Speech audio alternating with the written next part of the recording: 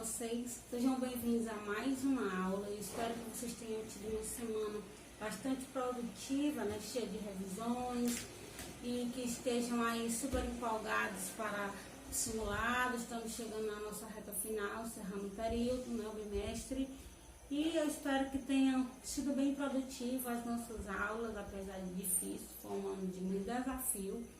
Mas, acima de tudo, ficou muitas lições. Eu espero que vocês tenham conseguido pegar, assim, um pouquinho das lições que o ano de 2020 tem nos oferecido. Mas a nossa aula não é para falar de lição de vida, né? É para falar de química. Então, vamos aí estudar química. Química, professora? Sim, nós estamos estudando química. Química é uma área da ciência, é uma ciência, na verdade, em que estuda a composição da matéria, a composição dos elementos. Na verdade, vocês estudaram a tabela periódica, né? Também parte de química, e viram que existe cento e poucos elementos. Esses elementos estão aí espalhados, compondo várias matérias diferentes. E a química estuda exatamente a composição, como que a matéria é feita, esse pincel, né? O plástico, a tinta, o papel, uma coisa de aço, tudo a química estuda para saber a composição. Se vocês forem pesquisar composição do plástico e forem lá na tabela periódica, vocês vão encontrar todos os elementos que compõem esse plástico, que compõem a tinta, certo? Eu tenho que entender, né? Mas e aí? Como que essas coisas se unem, né? Como que isso vai acontecer? Eu vou misturar um negócio e tal, né? Então, eu tenho que entender que para que o produto ele seja final, tenha a finalização do produto, tem que ter uma coisa, tem que haver uma coisa. Que coisa é essa? Uma ligação de átomos. Os átomos eles têm que conseguir se atracar, se ligar, que é o que a gente chama de ligação química, conforme vocês irão estudar com detalhes do capítulo 11, para que a gente consiga fazer uma prova extremamente positiva. Então vamos lá.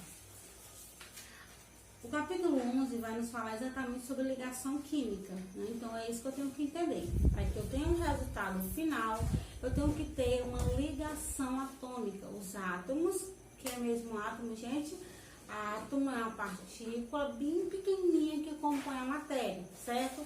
Então, todo átomo é igual? Não, os átomos são diferentes. Tem o átomo do plástico, tem o átomo do vidro, tem o átomo do ferro, tem o átomo do gás. Então, eles têm comportamentos diferentes, eles têm cargas diferentes, eles vão ter massa diferente, certo? Então, para que esses átomos se unam, eles têm que passar por um processo, ou seja, eles vão passar por uma teoria chamada teoria do octeto. O que isso mesmo quer dizer, professora? A teoria do octeto quer dizer que todo átomo, para que ele consiga reagir com o outro, ele tem que ter 8 elétrons na sua última camada, exceto, claro, com o L com o hidrogênio, né? Que o hidrogênio tem 1 e o L tem 2 átomos. Então tem como ter 8. Agora os demais, todos os demais, eles têm que ter 8 elétrons na sua última camada, certo? Então isso é a teoria de octeto. Então vamos aqui para a nossa ligação. Se esses átomos vão reagir, certo? Eu já sei que a química estuda a composição dos elementos, eu sei que átomos é a menor partícula que compõe a matéria, eu sei que tem uma necessidade dos átomos se ligarem para poder ter uma reação, né? Para poder ter um produto. E com isso, né, eles têm que ter 8 elétrons na sua última camada, que é o que eu chamo de teoria de octeto. Agora eu vou ver os tipos de ligação. A primeira ligação atômica é a ligação iônica. Mas para que eu saiba o que é ligação iônica, eu tenho que entender o que é isso, né? Primeiro, vocês já observaram que quando vocês forem ver, né, pesquisar a composição de uma molécula, ela pode estar assim, ó, Na+, ou pode estar Na-. O que esse mais e o que esse menos aqui quer dizer, né? Vou até colocar aqui uma cor diferente, para ficar mais legal. Então, uma composição posição, tu pode ver um exemplo aqui do sódio, que ele pode estar positivo, como aqui em cima, ou negativo, como embaixo. O que isso quer dizer? Isso quer dizer que esse aqui tem mais prótons, e de cima tem mais prótons do que elétrons, ele está carregado positivamente. Já o de baixo, né, ele tem mais elétrons do que prótons, então ele está carregado eletricamente, ele tem uma carga elétrica maior. Isso quer dizer que quando essas cargas elas conseguem se mover, elas conseguem ser trocadas, doadas, perdidas, isso quer dizer que elas estão, eu chamo isso de ionização, quer dizer que eles estão trocando cargas, essas cargas são trocadas porque ela está tendo uma liberação de íons, certo? E o que é que vem a ser isso? É exatamente essa troca de cargas, né? Positivas ou negativas. O livro de vocês fala o seguinte: anteriormente vimos em um átomo eletricamente neutro, o número de prótons é igual ao de elétrons. Mas se um átomo perde ou ganha elétron, esse número deixa de ser igual ao átomo e passa a ter uma valência conforme essa diferença. Para o caso de um átomo perder elétron, como é no caso aqui, ó, se ele está positivo assim, é porque ele perdeu elétron. Então eu digo que se ele perdeu elétron, para o caso de um átomo que perdeu elétron, como em seu número, em seu núcleo existe mais prótons do que elétrons na sua eletrosfera, esse átomo, antes eletricamente neutro, passa agora a ter carga elétrica positiva, então chama-se de cátion. Então eu vou chamar esse íon aqui de cátion. Já quando ele está carregado negativamente, porque ele ganhou elétron, ele passa a ter em sua eletrosfera mais elétrons do que próton em seu núcleo. Esse átomo passa a ser denominado ânion. Então, quando ele está com sinalzinho positivo, eu chamo de cátion. Quando ele está com sinal negativo, eu chamo de íon. Vou escrever para vocês printarem, escreverem também no caderno de vocês. Quando ele está com sinal positivo, eu vou chamar de íon. Quer dizer que ele perdeu elétrons, então ele vai ter mais cargas positivas. Íon de cálcio. Quando ele tem sinal negativo, quer dizer que ele fez o que, gente? Quer dizer que esse sinal negativo aqui ficou parecendo uma seta, porque eu vacilei.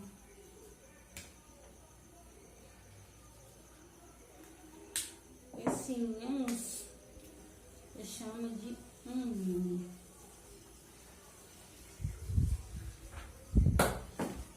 Ok? Quando ele está carregado positivamente, eu digo que ele tem íons de cálcio. Se ele está carregado negativamente, eu chamo isso de íons de ânion. Primeira parte, ok, vamos para a segunda parte. As ligações iônicas vão acontecer exatamente quando eu vou perder ou ganhar elétron. Quando esses átomos, né, vão migrar de um elemento para outro e tal. Então, se eu chamo de ligação iônica, é porque vai mexer com íons. Como tem aqui, né, o exemplo da 187. Observe o exemplo do sódio no seu estado fundamental, ou seja, não perdeu nem ganhou elétron, ele está aí normal, o sódio, né, Na. E também tem o cloro no estado fundamental, Cl, normal, nem ganhou nem perdeu elétron. Se ele não está no seu estado fundamental, que ele ganhou ou perdeu elétron, certo?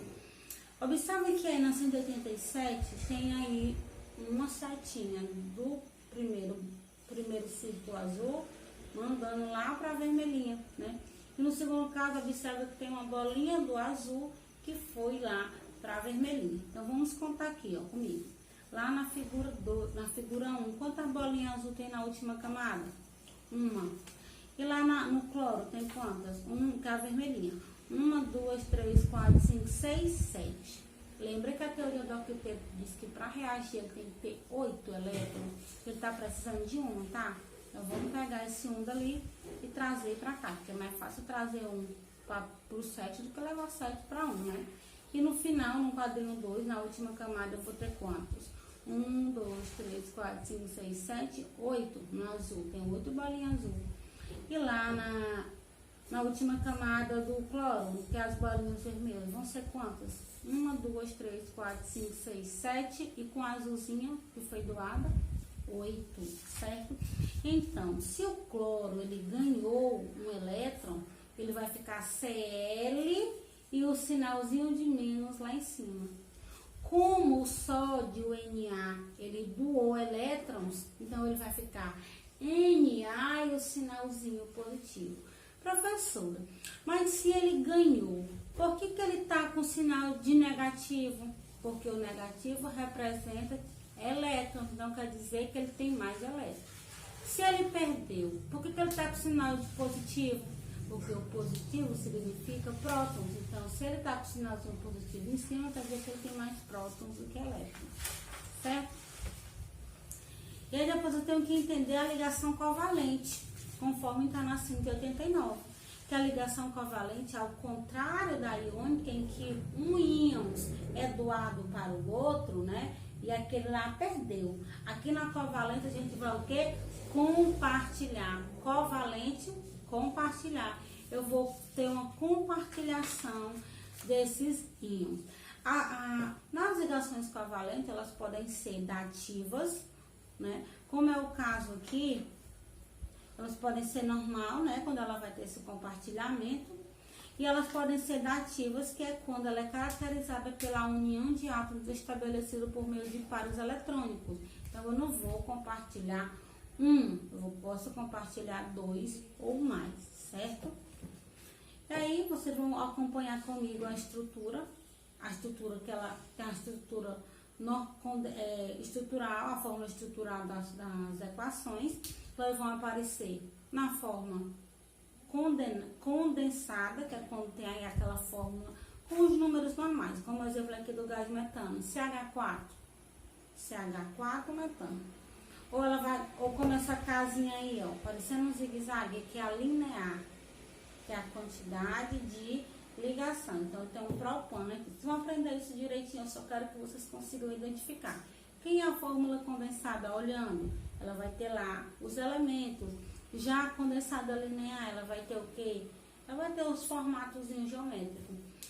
Geométrico não, vai ter as formas lineares, ela sempre vai vir com linha. E a eletrônica, ela vai ter os pontinhos, certo? Observa lá o exemplo do metano, ele tem 4 carbono, 4 hidrogênio e 1 carbono. Eu tenho 1, 2, 3, 4 carbono e tenho um único hidrogênio. A fórmula de Cooper, ela vai, com metano, ao invés de ser pontinhos, vai ter linhas. E a fórmula espacial do gás metano, que vai me mostrar com forma geométrica, certo? Então, gente, tem também a ligação metálica, conforme a página 192, que vai me mostrar que esse tipo de ligação acontece somente entre elementos metálicos. Os átomos dos metais se agrupam de forma geométrica ordenada, chamada de células grade ou retículos cristalinos.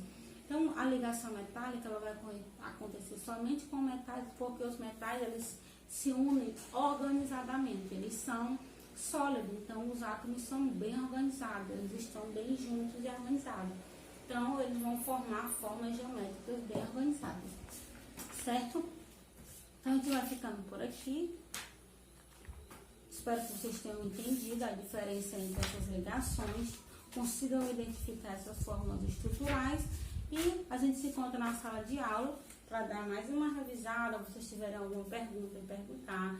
Vamos nos esforçar para ir para essa aula, gente. Até mesmo você que não foi ainda, vamos, né? Principalmente pela questão do balanceamento químico. Seria muito bom se vocês fossem para a aula da próxima semana, de sexta-feira, presencial. Então, conversa com o pai, conversa com a mãe e vamos tentar ir para a escola, todo mundo, para tirar todas as dúvidas de balanceamento de ligação presencialmente, ok? Então é isso, fiquem com Deus e até a próxima aula.